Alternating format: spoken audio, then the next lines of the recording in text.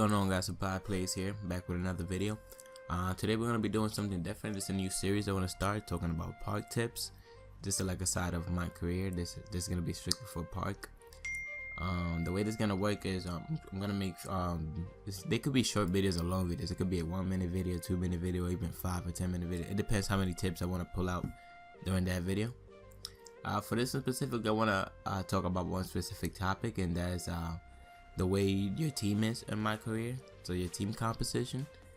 There's two common team compositions. That's not common. This one is very common. That's the point guard, shooting guard, center team composition at the park, or point guard, center. You just need a tall point guard, like a 6'4" point guard. But yeah, that's like the typical park that you will see, like the park teams that you will see, people that have squads and stuff. I personally don't run that way just because none of my friends and me like playing center. I like to run with a center sometimes. It'll be helpful, but instead I run with a point guard and 2 shooting guards. I already have like every kind. I have a point guard, small forward, a shooting guard, and a big man. I have the big man, I just don't like using him. I just feel like, I don't know, it's cheesy sometimes, you know.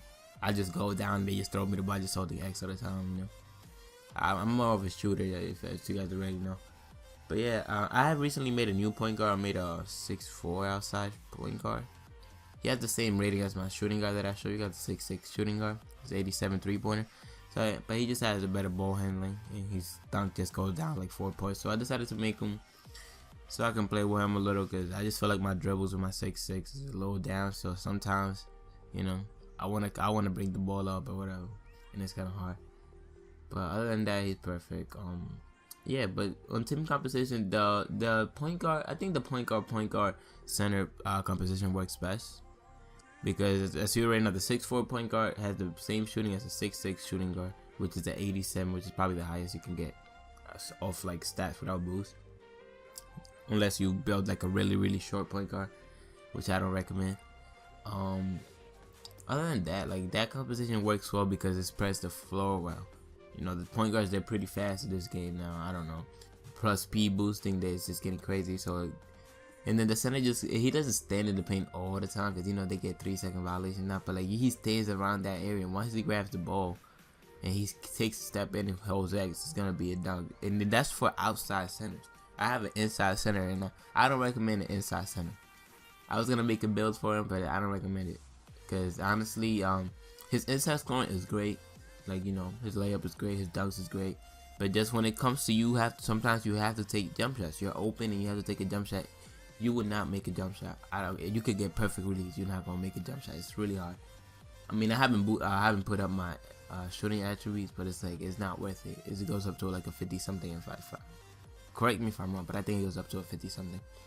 But yeah, I think the point guard center works better because of how well the floor is spread.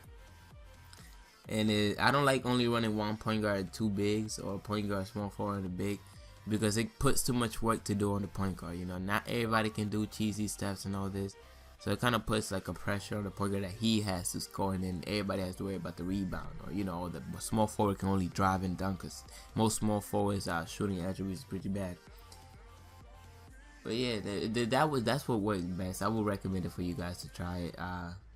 For those teams that don't have a big man, I'll recommend making an effort and say, somebody step up and say, oh, I'm gonna make the big man, I'm gonna grind the big man out.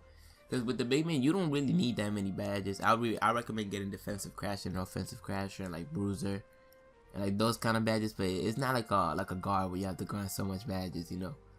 And then in terms of attributes for a big man, it's really, you max everything out. Like, if you have the outside big man that I'm talking about, then just max everything but playmaker. You know, work on your athlete first.